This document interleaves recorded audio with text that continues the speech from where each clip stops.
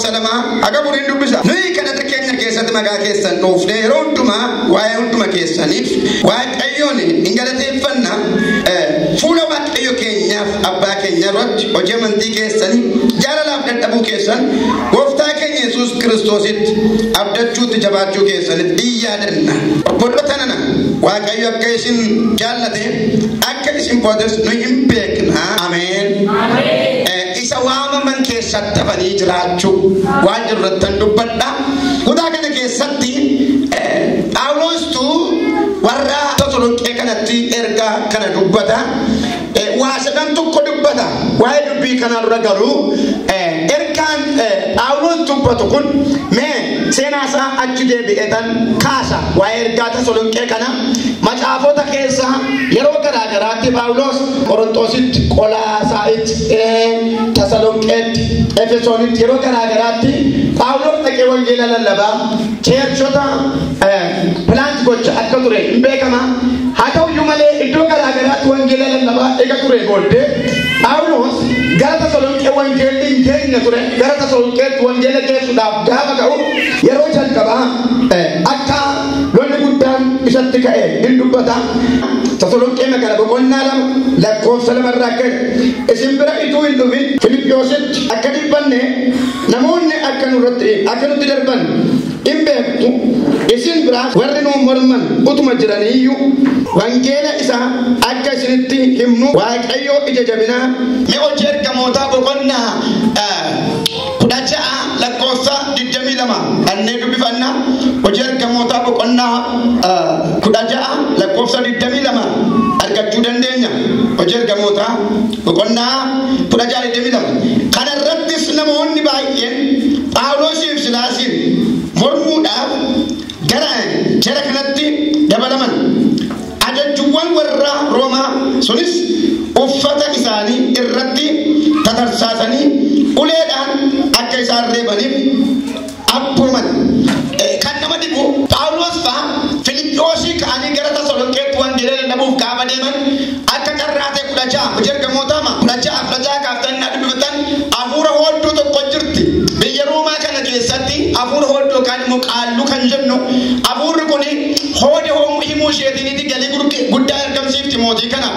Haa ta'u malee gaafa Phaawulosin argitu duukaa fiiddeetu isaan kanarra fura Waaqayyolii qulqullootaa jira. Karaa faayidaa namatti agarsiisu jettee gaafa jenniitu Phaawulos hafuura kana gaafa hibatu hin kufte seexanni kun iyya keessaa bahe. Sababa hafuurri hamaan kun kufe Phaawulosiif Silaasiin reebanii gabaanaan mirsanii fuula yaa'itti dhiyeessaniitu manidhaa galchan. Hafuurarra rukutamnaan isaan reeban. Kan dhaame hafuurri waan rukutameef hanqarri seeraatti hin gaafataman hin jiru. Haa ta'u malee warri hafuurichaa miseensi hafuurichaa tajaajiltoonni hafuurichaa immoo hin aaran. Yeroo kamiyyuu namni nama Waaqayyotti aaru nama hafuursaa rukutamedha. Namni wangeelatti aaru nama hafuursaa rukutamedha.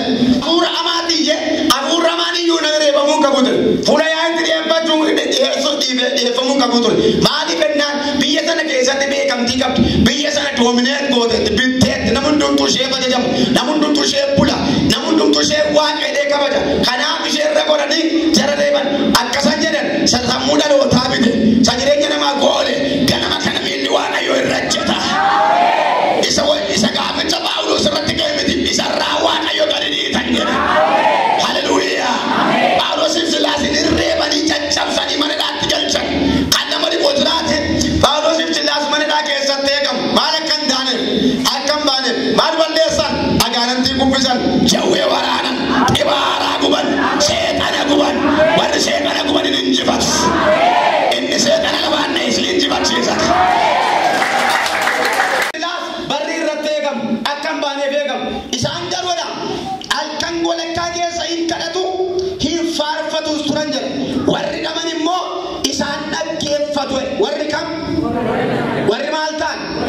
Phaawulosiif Silaas hidhama immoo hidhaa jiru moo mana hidhaa jiru? Hidhaan jiranii mana hidhaa jiru malee ituu hidhaa jiranii hin faarfatan, ituu hidhaa jiranii hin kadhatan, ituu hidhaa jiranii hin dubbatan. Namoonni baay'een mana hidhaa jiru malee hidhaan jiran. Namoonni baay'een waldaa keessa jiru garuu hidhaa jiru. Waan barii marratti dhamaniiru. Haaluma irratti dhamaniiru. Waldaa jiru hidhaa jiru. Warra nan jedha waan ani wasiyaayi.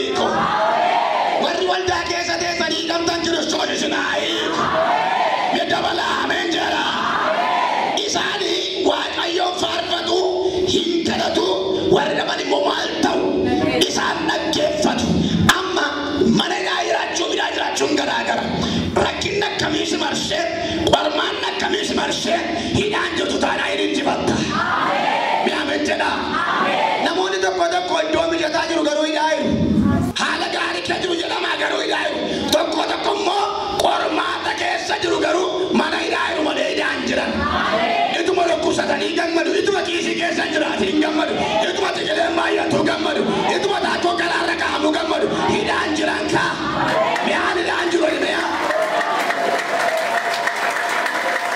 hallelujah hallelujah hidhaa jechuun sammuun kan hidhame yaadni kan hidhame waaqeffannaa kan harkaa bade qalbii kan harkaa boojame jechuudha manni akkuma maqaan itti mogga'e amma mana sirreessaa jedhamu yoo barbaadde tanii hoteelatti bantan maa jedhamu mana ristoraantii jedhamu yoo dhattanii waajjira biraatti bantee taappeellaatti gootan maal ta'a isuma jedhama amma dubbii mana sakee jiraatanii miti dubbii haala sa keessa jiraniiti haalli sin qabin malee iddoo sirra keessu si baasa wanti sitti marsee faarfannaa makeen baata galateeffannaa makeen baata ilillee makeen baata inni si marsee humni isaa xiqqaadha inni karaa si dhowwate humni isaa xiqqaadha ati garuu hidhamteen taa'i ati garuu qabamteen taa'i haala jirtu keessatti dubbadhu rakkina irratti faarfadhu dhukkuba irratti faarfadhu yaaddoo irratti faarfadhu faarfannaa kee ol ba'a hin faarfatu hin kadhatu isa dhalli irratti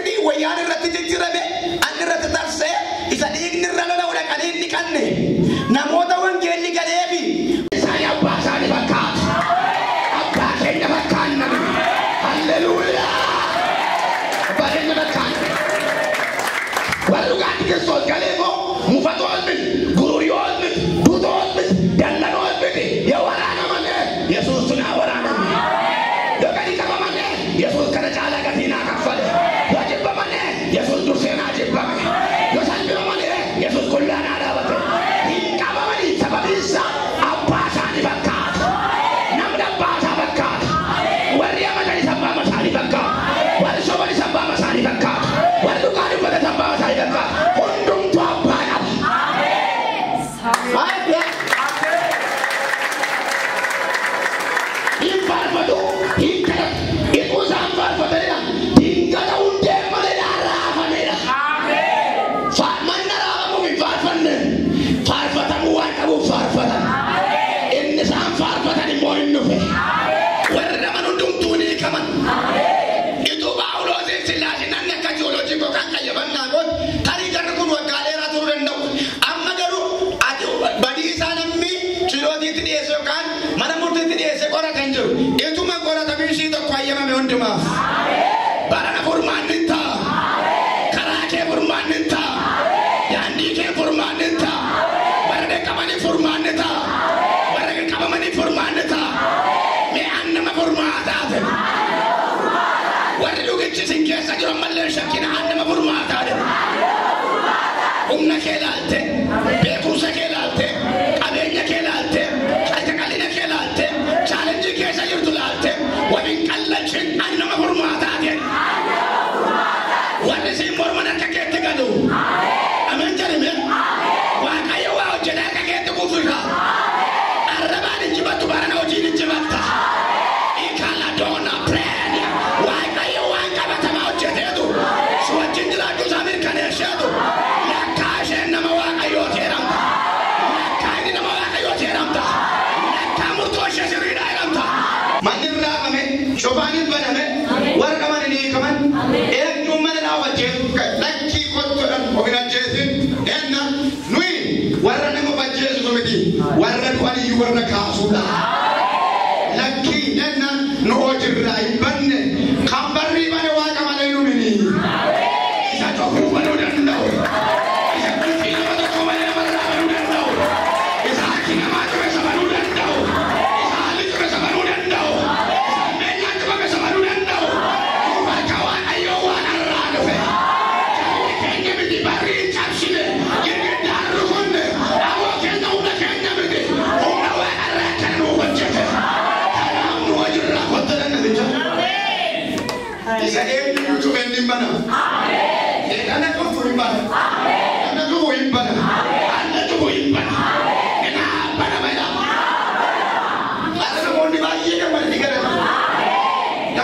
guddaa kan isaan argatu. Mana raaba nama edime. Mana harki waaqayyo. Mana harki waaqayyo. Mana harki waaqayyo. Cuma gaa'ela kee bana. Cuma bidirasa kee bana. Cuma dinagdee kee cuba. Cuma mana shaali kee bana. Cuma gaa'ela kee bana. Cuma barnoota kee bana. Cuma baay'ata kee bana. Bana baay'ee. Itti labali. Itti labali. Siira ta'ee ramanii eeguuti. Hallelujah.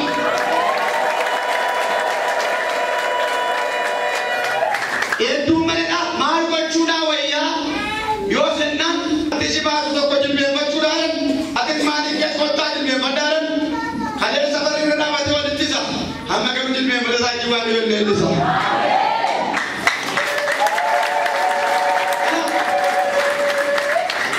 Baroota keessa warra si morman milikitan gaaf tokko gaafa isaan gugguufanii sitti gooftaa kana jedhan argina.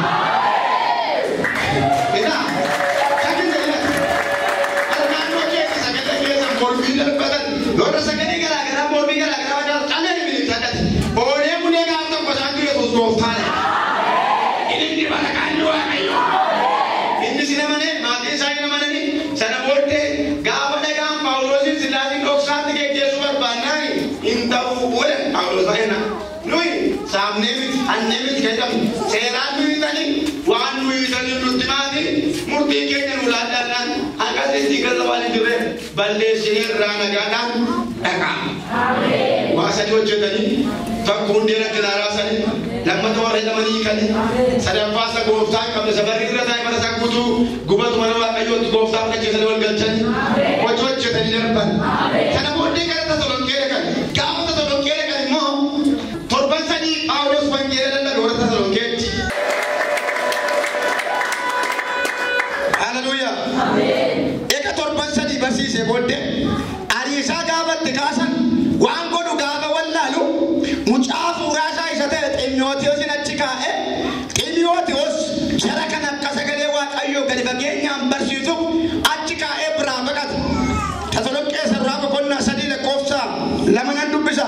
Amantiin akka isin jabeessuuf cimsees akka isin gorsuuf nuyi obboleessa keenya wangeela Kiristoosiif ergamuttis hojjetaa waaqayyoo isa ta'e Xiimotewoosin gara keessatti ergineerra. Gaafa ofii iddoo dhabuu gaafa isa ari'atan Tasalonqee gara wangeelli galuu waan qabuuf mootummaan waaqayyoo gadi babal'achuu waan qabuuf Xiimotewoosin isaaniif erge. Xiimotewos wangeela gadi fageenyaan lallabe. Wangeelli Xiimotewos lallabu Phaawulos xalayyaadhaan deggera sagalee dhaamsaan deggera Xiimotewos in lallaba ituu sagalee kana barsiisu sagalee misiraachoo tokko dhufe. Kana booddee Xiimotewos waan qabatamaa sadii waldaa sana keessatti ta'e ija sadii argame isa dubbata. Lakkoofsa 6 dubbisa 3:6. Amma garuu Xiimotewos isin biraa gara keenya dhufee Phaawulos barreessa waldaa kana waa'ee amantii keessaniif waa'ee jaalalaaf dadhabuu keessaniif nuu fidee dhufe. Akkasumas isin yeroo hundumaa gara laafina akka nu yaadattan akkuma nuyi isin arguu yaadnu nu arguu akka yaaddanis nutti hime. Jara kana gidduutti kutaan sira dubbise boqonnaa 1 lakkoofsa 2 jiru arganna. Waa sadii argitu irratti deebi'ee kutaa kootu nuyi kadhata keessan keenya keessatti maqaa keessan oofne yeroo hundumaa waa'ee keessanii hunduma keessaniif waaqayyoon hin galateeffanne gade fuula waaqayyo keenyaaf abbaa keenya irratti hojii amantii keessaniif jaalalaaf dadhabuu keessaniif gooftaa keenya Yesuus Kiristoosiin abdachuu keessanitti hin yaadanna. Isa Xiimotewos kutaan ammatti na dubbise egaa isa Xiimotewos boqonnaa 3 lakkoofsa 6 irratti argee waldaa kana Phaawulosin barreessuun jarri kun waa sadiitu isaan gidduutti argame. Tokkoffaa amantiidhaaf baay'ee dadhabu. Amantiidhaaf baay'ee amantii isaanii hojiidhaan hojii amantii keessaniif jedha kutaa kanatti amantiin kan jedha hoyii miti waca miti ija qaba amantiin isaanii piraaktikaalii amantiin isaanii amananii waan amanan hojiitti jijjiiru. Amananii waan amanan immoo akkaataa amanatti keessa jiraatu. Waldaa Tasalonqee keessatti kan mul'ate afaaniin amanuu miti garaa duwwaa miti. garaa keessaa immoo hojiidhaan agarsiisu. Isa kanatu waldaa kana keessatti mul'ata. Inni tokkoffaan isa kana. Inni lammaffaan jaalalaaf dadhabu. Waldaa Tasalonqee keessaa jaalala afaanitu hin ta'in jaalala hojiidhaan mirkanaa'ee argamsiisu. Jaalalli kan isaanii hin gargaaru taanaan hin gargaaru, hin kadhatu taanaan hin kadhatu. Jaalalli kan isaanii qabatamaa kan ta'e bifa kan qabu jaalala sirriitu isaan gidduutti mul'ata. Amma jaalala afaanii min jaalala isaanii. Egaa kiristaanni yeroo hundumaa waaqaatiin kan inni olii galu jaalala. Kiristoos jaalala fudhatee dhufe gara keenya.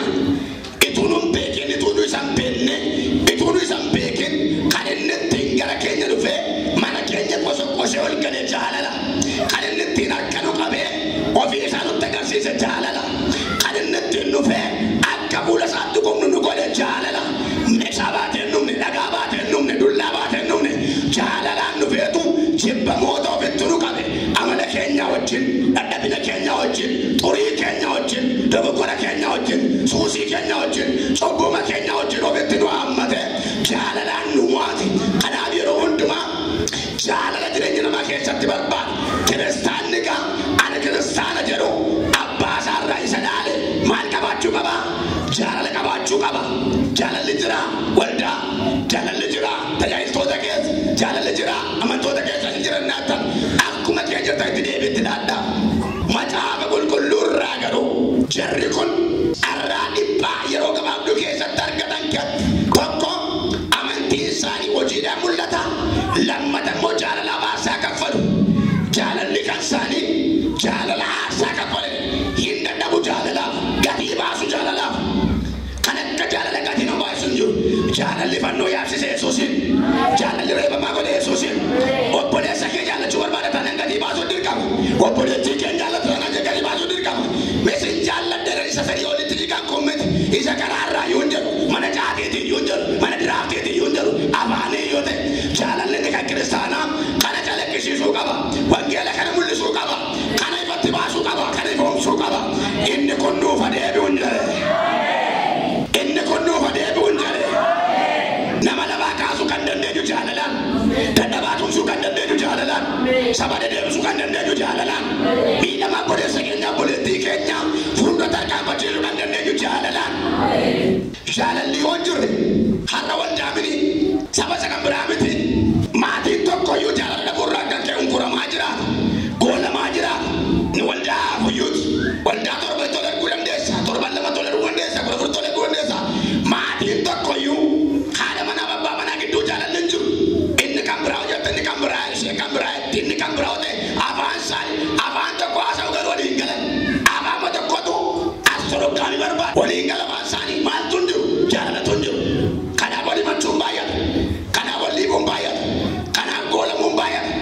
Kanaaf namni gaa'elatti galuurra gaa'ela gadhiisuun baay'ata. Yesuus jira laaka. Dabalaa jira.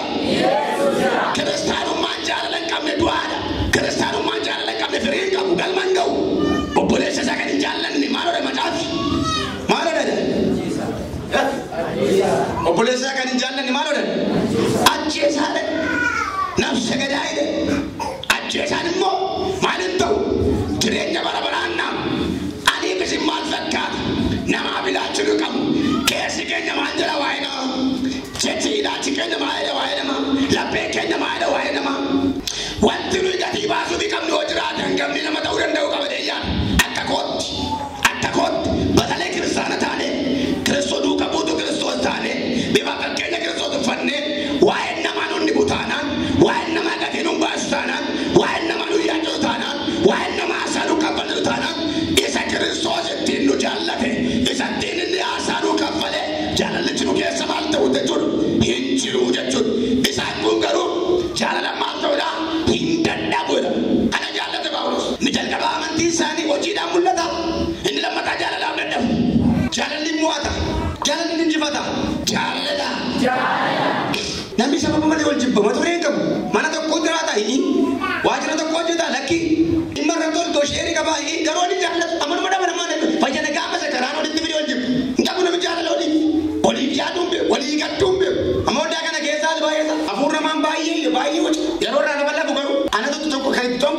nama balleessu na tokko nama maraachuudhaaf mana tokko kaayidaawwatu namatu nama nyaachuudhaaf fura budoomaan nama wara eesaan bakkeessaan yeroo dubbatu jaalalli kan jira jaalala dhugaati.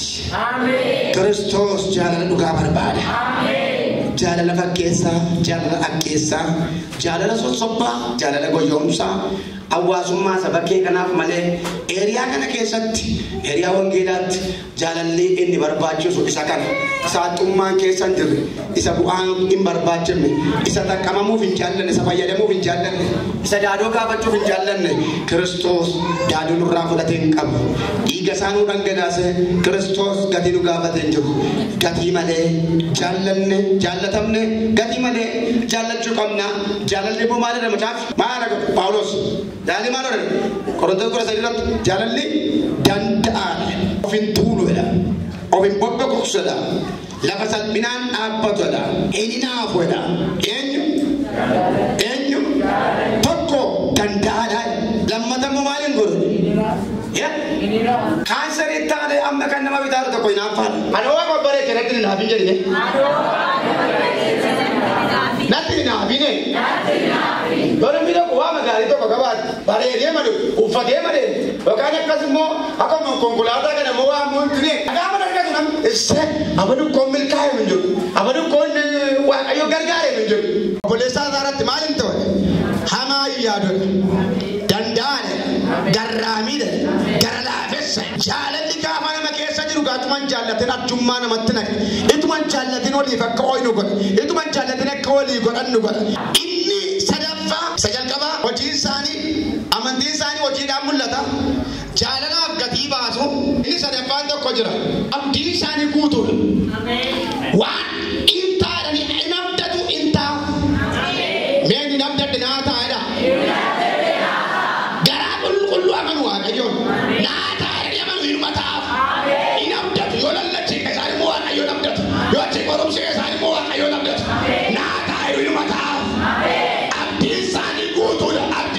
Kiristoos itti jabaataadha akka jedhu macaafni qulqulluun Luqaas boqonnaa tokko lakkoofsa 45 irratti abdii gooftaan kenne akka raawwatamu beekte kana mante adattam kana yaaduun ta'edha gaafa Maariyaamitti dubbatu Elsaabeet akka jette namni ulfaa'ee waaqa de'een beeku waan ta'e hafuuraan ulfaa'ee de'een beeku waan ta'e inni amante gaafa ishee Yesuusin ulfooftu abdiin tokko raawwachuu isaa kana mante atam kana yaaduun ta'e dhuguma ta'een beeku ka hawaasa kan ta'een beeku ka qomoo kan ta'een beeku ka murtoodhaan abdatu hin argatu amantiin isaanii karoorsanii amanuu hin raawwatu jaalalli isaanii aarsaa kaffalaniitu jaalala isa dhugoomaaf jaalala isa sirrii mirkaneessu isa kanatu Phaawulosiin jalatti ibse kutaa isa dhumaa Qorontoos 13 dubbadheen koolama egaa amantiin abdiin jaalalli isaan kun sadan afanii jiraatu isaan kana keessaa garuu jaalalatu caala maal amantiin abdiin jaalal maal ta'u afanii jiraatu wanti kam yoo darbe isaan kun afanii jiraatu warra ija afee jiraatutu mana jara kanaatti argame iji afee jiraatu sirratti argama iji afee jiraatu laphee kee keessatti argama.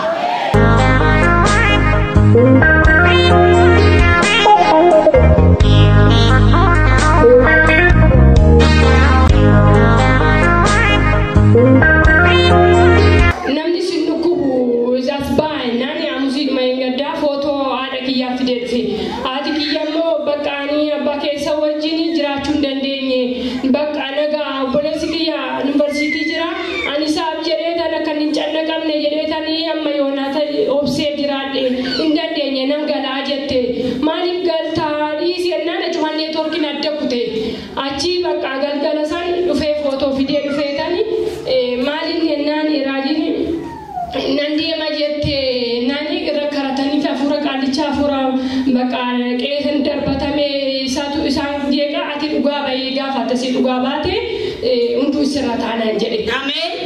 Dhugaa baa hunduu sirra ta'a.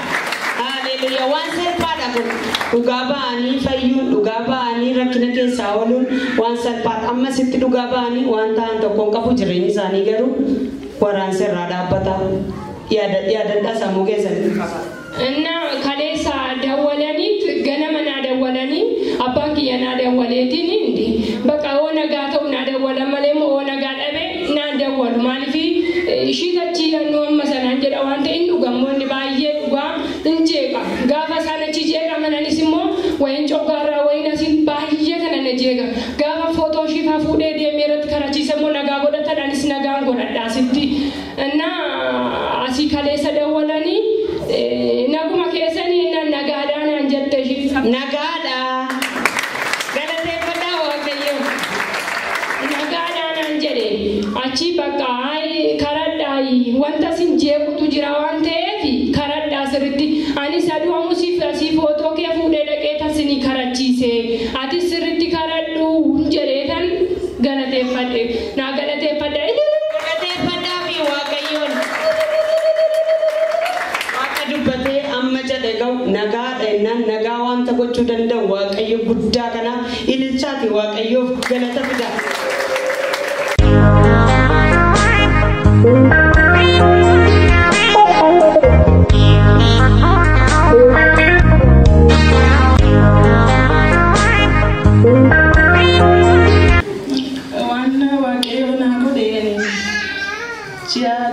Keessa yeroo garaatti baadhu baay'ee qorumsa addaati narra ture. Sanuma keessa yeroo waaqayyoon mana gargaaruu raajiinis mana kadhachaa turanii maatiin abbaa manaa kootii abbaa fi haadha isaa dhukkufatanii biyyaatii dhufanii. Sayyuu dhufuu waan danda'an bileeyyanaan fidanii yeroo dhaqanii updeetii isaa ilaalanii kooronaadha. Yeroo sana egaa gara deemsaatti siqaa jira. Maatiin namni waan dhufee nu bira baay'ee turaa fi gara obboleessaatti achi dhaqan jennee achitti argine isaanii bakka isaan duumaaf xiqqoo mataa fi raajiitti himnee raajii maarraqiitiin nu baradhuu rakkoo akkasii nu mudatenna raajii naqee isaa booddee kadhatee fi waraansa diinaatii lubbuu baasuuf kan dhufedha. Kanaaf yaaddeenaa waaqayyo gidduu seeneeranii akkuma inni kadhatee fi isaanii fayyanii murteetti isaan yeroo ilaalan bilisa.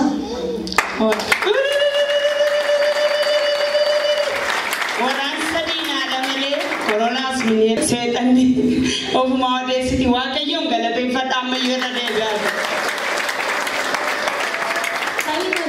Nachi mooda beemmoo mammoo mana kootti deebi'e. Abbaan manaan koo baay'ee dhukkubfatee waan isaan beeknu qaama jeeqamaa tukkusaatiin jira. Ani imbarreen immoo qafaa mooqeen kennaa fi waan nyaata isa cufeedhaa fi inni nyaadhee yeroonis immoo harkaa fuudhee maankii amanii nyaatee immoo ofii koo nyaadha.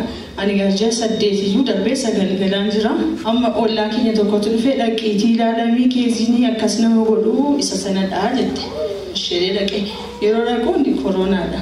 Isaa booddee ammas egaa ba'aa keenya immoo raajii matu baata yeroo baay'ee yeroo isumatti himnaa waaqayyo isaa eebbisu. Karaa tajaajilaa bichaan sun ta'innis immoo maatii danuuni itti himneessuma rakkisna gaa. Isaa booddee isatti gaafa himnu inni fedhis naasuudhaan immoo manuma hundumaa dhukkuffate. Naanii anaan dhaqee ilaalaminaan jedhanii anaaf yaaddaan maatiin yeroo dhaqee ilaalamu ati bilisa naan jedhan galateeffadhaa waaqayyoon. Isaa booddee raajii dhufanii kadhatanii nuun isaaf yaaddofni gaasanii dhufe manuma hundumaa dhukkuffate gaa. Saboodeen afi yaaddeenaan isaa sineedhe kadhatee 2015 tungalee lubbuu kan baasu dhufe jira sirriirraa dhufe kanaafi homaa tokko yaaddeenaa jedhee hin kadhatee irraa cabsee yeroo dhaqee ilaalamu innis bilisa ba'ee waaqayyo na gargaara. Galanni waaqayyoo fata anaaf hin yaaddeenaa jedhan raajii waan itti hirkatte beekteenaan yaaddoo tokkoon qabdu jechuudha. Raajii waan itti hirkatan gatii beekaniif maatii kanaaf illee abdiin kutanne ofii isaaniif abdiin kutanne waaqayyo immoo hojii isaa hojjete galateeffadha ammas waaqayyo nama beekaa. Ji'a 9 galee ji'a 8 kaasee egaa miila koo kaasuu hin danda'u biiroos dhiisee manatti galee garaan koo nama sodaachisa gadi bu'eera. kuma lamaaf 15 galufenna raajiin dhufanii yaa gooftaa amma torban irratti akka kanatti ishee arguun barbaadu kuma lamaaf 15 galata baatte akka isheen darbitu ni barbaada torban irraa yoo deebi'ee dhufu galata baatte ishee arguu barbaada yaa gooftaa akka kanatti akka isheen argine deebi'ee manaa kadhachaa jiru waaqayyo mucaakos yoo jiran jira yaaddeeni ergamtuu kaasee amma doktariitti nama koo kan teessiif qopheessa kolfaa dhattee kolfaa galtasiin jedha waaqayyo yaaddeeni na kadhatanii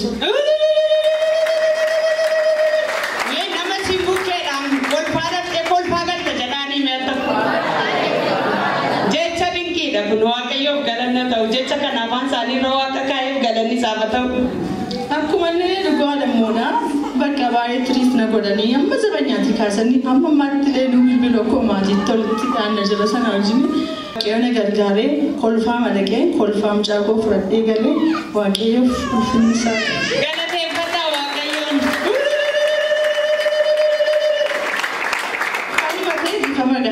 baaliif baay'iste amma kan akkanaan jennee sodaa as ba'uu sodaadhe nama kan walitti kuusee taa'ee tilmaamaan ji'a 3 duradhaa mucaan koo halkan ijumanii beekin sa'a 8 irratti hin hoqqisiisaa warree gaafa kaan mucaan fuudhame asitti wanta furdaa wayitu keessaa harkifamee ba'a busaatiin isaa waan addaati waan godhamni naani raajiin immoo beektu bilbilaan namaan bilbilanii rakkoon keessa jiru moo abbaayini keessa beekte yaada abbaa manaan koo balaa konkolaataa osoo qunnameef deemuu waan dandeenyeedhaaf mucaa halkan sana qabadhee bahuu hin danda'u dirqama maal goonaa raajii rakkisuu qabna raajiitti gaafa bilbilu raajiin bilbila kaasuu didanii ammas deebisnee bilbille inni harka isaa tullata bakka mucaan nurkatti soqqee bakka amma raajiitti bilbille raajiin kadhatarran tureenoo amman kaasutti bilbila isin cuftanitti yeroo deebi'ee yaalu immoo nadi deebilbilii jedhe ishenne maal taate na bakka mucaani maal akka ta'e beeknu bakka akkasakkasinni gaafatti nu anoo kadhatarran ture ammasittan fufa kadhata goo birciqootti bishaan qabaddaa ammaa jedhe haa kadhannedhe hin kadhatee waraansa diinaati hanitti fufeen kadhadhaa gubbee mataasaatti cobsaatti handhuura isaatti naqa yeroo 3 qammasiisaa isaa booddee mucaan bakka nagaa argataan rafaa barii fayyaama isaa argitu akkuma inni abbaa raajiitu dhugiisin jedhee dhugennaan afsadi fudhate hin fudhatee mucaan irrafee ganama mucaa fayyaasa dhiisee karaa biyyoo galateeffadhaa waaqayyo ormi waaqayyo waan baay'ee isinii godhee dhugabaatii isaa dhoksitanii teessan akkuma gana isinitti deddeebi'a jechuudha. Aliif waaqayyo hojii isaa akka ba'ee namni biraattiin fayyuu barbaada. Mucaan kun yeroo dhalatee qabee ilaala. Amma dhalatee as ga'utti isheen dhugabaatee amma kana dhoksiteerti waraansi immoo sarraan deemnee itti yaada warri dhugabaatii sodaadhaan kan nama sodaachisu seetan wanta sitti nama sodaachisu tokko hin jiru. Kanaaf itti yaada mana keessanitti deekamsan fidina. Ani immoo saduma halkan sana raajiin dagaraadhaati. yaa gooftaa bakka ammaatti dhugabaatii kee dhosseera maaloo ishee makana bichaan darbime yaanu bakka isa dhufe dhugaasiif abbaan keenya gara laafessa yeroo gatii ta'e ituu nama ta'eeti kaleessa diddeetteree nama darbe yesus garuu akkasin godhu carraa kenneefi isaa feetu caalammas amma akkas jedheenni maal godhare na sodaadhe na dhufaa yeroo dhufu dhaqee dhugabaatii ba'an jedha laphee koo keessaa waan arruuta akkam godheen fuuldura dhaabadhee dhugaa baay'aa gooftaa ati keessa koo beettashi bakka isa dhufutti jedha ituma jedhu dhugaa ba'uu dhoksuun garuu gatii nama kaffalsiisa akkuma kana tamasaasaa hima sanaa mucaan koo isheen argiteetti diddama akkasin ta'a baay'ee dhukkubee akkuma sana ta'ee dhukkubee ol deebisaa maal kana maarraajitti maal eenyumaa bakka inni mujedeen mana yaalaatti geesse waan tokkoon qaawwanani nan fide inni obbolaan isaa immoo masarraa mana ture ga'ee fuudhii deemee dhani bakka ammoo waan barbaade ta'uu walitti geessa bakka raajitti dhenne fi achi taa'ee akkuma carraa ijoolleen kadhachaa jiru uffate as ba'an galgala yeroo as baasu zayitii dibataa sammuusaa fi afaansaaf as annuura isaatti godhanii annuura isaa akkas qabanii mucaanii bo'e bakka boriin kadhadhaa fi fuudhee deeminaan jedhanii yeroo naqee fuudhee taa'u isa sila tukkusaatiin abidda irraa ta'ee jiru hin jiru mucaan koo fudhadhee afaantuun illee argiteetti taphachaa magallee ganamas mucaan fayyaama isaatiin dhugabaatii koo isa dhumaa akkas ji'a lama dura ta'e bichaan beeku namni muraasni xalaa guddina argattu warri kaan immoo xalaa biiroo gashattu hojii dhuunfaa keessanii hojjechuuf jettanii jedhaniiti nu kadhatanii ameenii ni fudhanne ani sanyoo isaa biiroo galee xalaa guddinaa fudhadheera waaqayyo galanni waaqayyo gaafa waa'ee xalaa kanaa raajinasi dubbatan tokkoon edeni fudhadhee galee anaaf dursee taa'ee ture ganamuma isaa sarvisii keessatti dabdaabee fidee dhuftee na dursite ammoonaa tursuun keessa riibini waaqayyo galannata waaqayyo jiirra jiraan galateeffata waaqayyo mindaa isaatiin kookee yeroo darbe caalbaasii irratti gaabiin bitamee dhufe bu'aa xalaa sanaati waaqayyoon galateeffata ammas. Waaqayyoon jedhee nosinaa akkuma koogatii kaffaltu dhugaadhaa raajii immoo tasuma bakka ergaansaa makaasin qabu qulqulluu kan ta'e an argeera jireenya koorratti argeera itoon isinti dubbadhe dubbatamee mukarra isaanitti dubbatamee waan nuuf godhame jechuudha kana dheeni bakka horri beektan lapheen keessanii.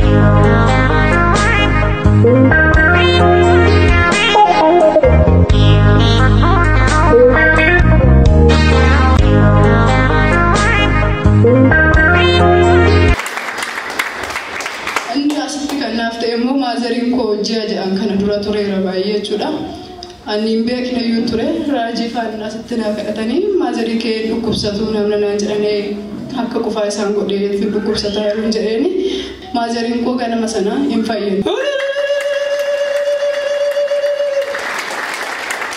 na indi sarfamu ma asmatte chuda raji fan guya jar torban kana natfakate nama sadi yedani wanta baay'eetti dhibbachaa turtan guyyaa hojjaa duraa waa'ee keessaniif hin dubbatu hojjaa lamaanii midhaan irratti marachaa oolu roobisniif dawwalamaadhaan nama sadeedhaan kaasan isaanii roobisni dawwalamaa gaafa aamusii waa'een keessan wanta abdiitti kutattan hundiyyuu xumuramaa jedhan. Ameen. Galata waaqayyoo fidaa. Hojii baay'ee argachuudhaaf yaadaan ture waaqa baay'een itti kaffalee hojii sana argachuudha jechuudha. Mbekne yu akuma ani kuta sadde bichaan baradhe sana dura kuta sadde tadde kuteen gara biyya arabaa deeme kuta sadde tan argachuu danda'u yaa birina achi fidee qabu sana wanta balleesseera waan ta'eef hojiin argadheetti hojjechuudhaaf kanan jiru hin qabu faabrikaan galee hojjechaa ture gaafa faabrikaa keessaa ba'u dhuman qaba baankii yookiin sadaatii yookiin immoo xabbaqaan galee baay'ee yaalan ture maaliif asii yookiin tajaajilu hin danda'u barumsa ogummaa biraarree barachuudhaaf yoo yaala hin danda'u waan ta'eef dirqama hojii sa'aatii 11tti 2:11tti baasan jechuun immoo hojii homaayyuu biratti barachuu hin danda'u waan ta'eef jechuudha. Hojii kana argadhu malee eeyyaalee waaqa guddatti kaffalaa ture abdii kutadhee dhiise gaafa san sagalee sana baasan anillee hojii sana otoo hin beekin gaafa amusi roobi galgala naa dawwalamee gaafa amusi hojiin jalqabe. Ameen.